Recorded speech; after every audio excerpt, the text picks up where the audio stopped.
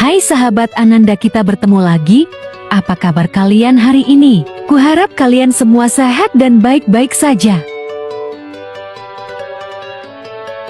Episode kali ini, kita akan mengintip cara penangkapan nelayan di Eropa dan Amerika.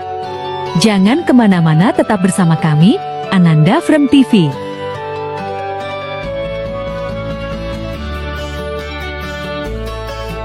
Teman-teman, sementara kita jauh dari perkebunan buah dan sayuran, hari ini kita akan pergi ke beberapa perairan Amerika Serikat untuk melihat bagaimana para nelayan di sini menangkap ribuan ton makanan laut.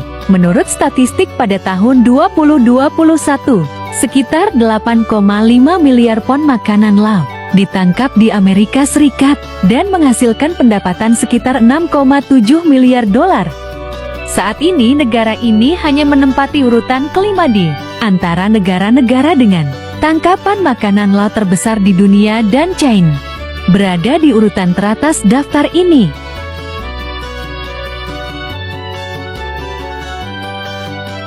Tempat pertama yang akan kita kunjungi dalam video ini adalah Pantai Tenggara, Alaska. Di sini ribuan salmon disiapkan untuk dimuat ke kapal. Pertengahan Mei hingga September adalah waktu terbaik untuk menangkap salmon di Alaska.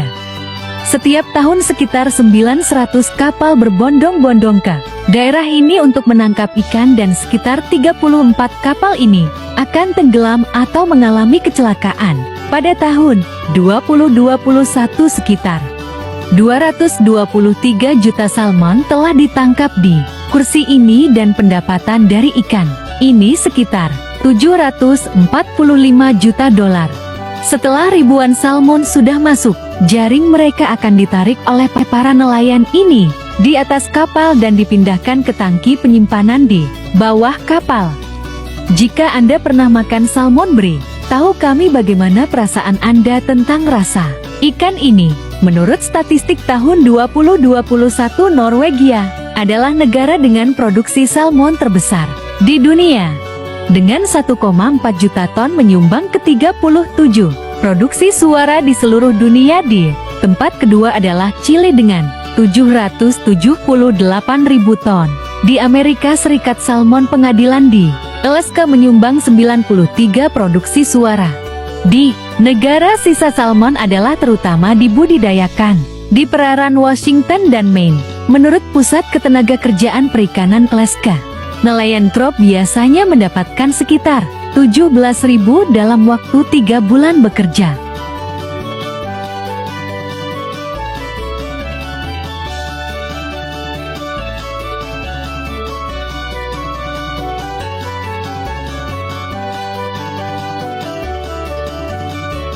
Tempat kedua yang akan kita kunjungi dalam video ini adalah ladang banjir di negara bagian Louisiana. Di sini ratusan perangkap udang karang telah digunakan untuk menjebak makhluk ini.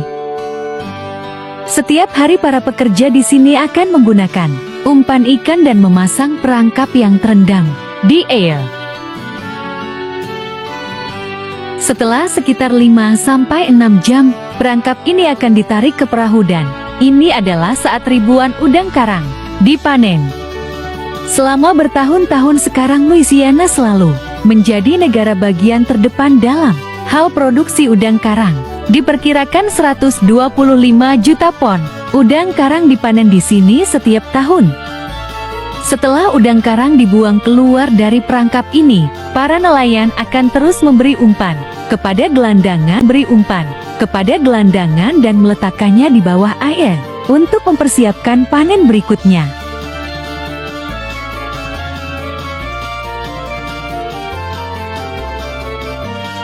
Memanen jutaan udang karang akan ditempatkan di kantong jala ini dan diangkut ke pabrik pengolahan.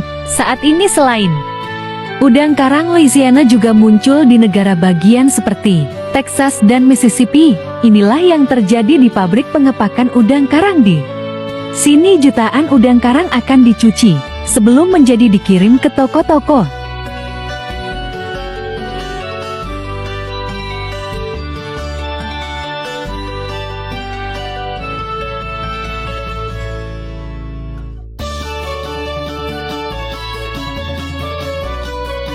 Selanjutnya kita akan pergi ke pantai barat, California untuk melihat bagaimana prosesnya. Menangkap ribuan tuna di sini bekerja. Terlebih dahulu para nelayan ini akan membuang ribuan ikan kecil yang mati ke laut sebagai umpan.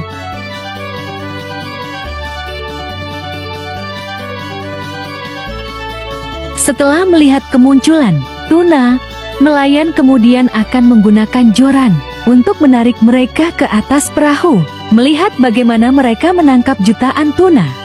Sepertinya sangat sederhana.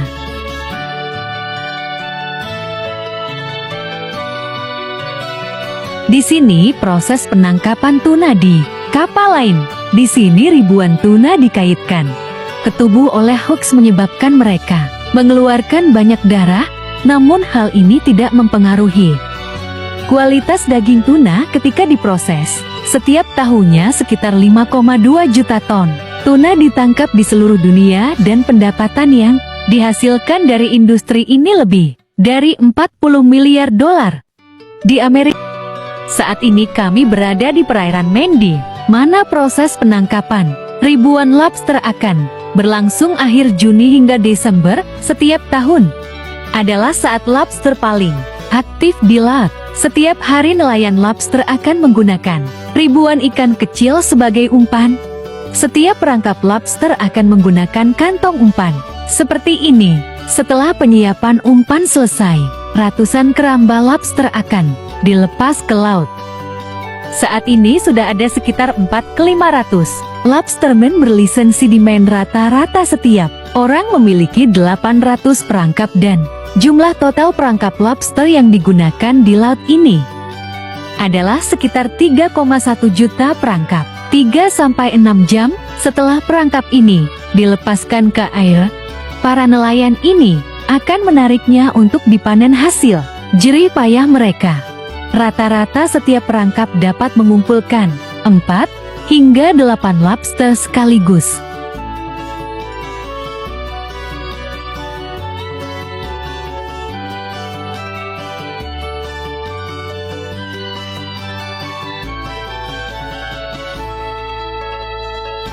Setelah menangkap capit lobster ini, akan diberi waktu dengan karat gelang, yang membuat mereka tidak dapat saling serang dan membahayakan nelayan.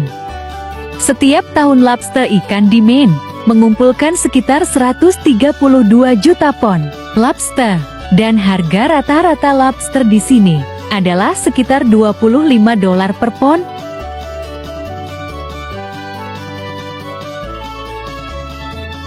Selanjutnya kita akan pergi ke perairan negara bagian Missouri untuk melihat bagaimana proses penangkapan jutaan lele dan lele merah muda di sini bekerja.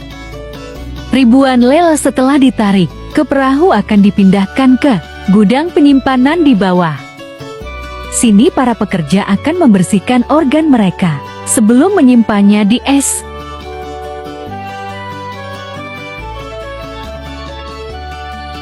Ini adalah proses pemanenan ikan lele merah muda. Pemanenan ikan lele merah muda ini juga sama dilakukan dengan ikan lele.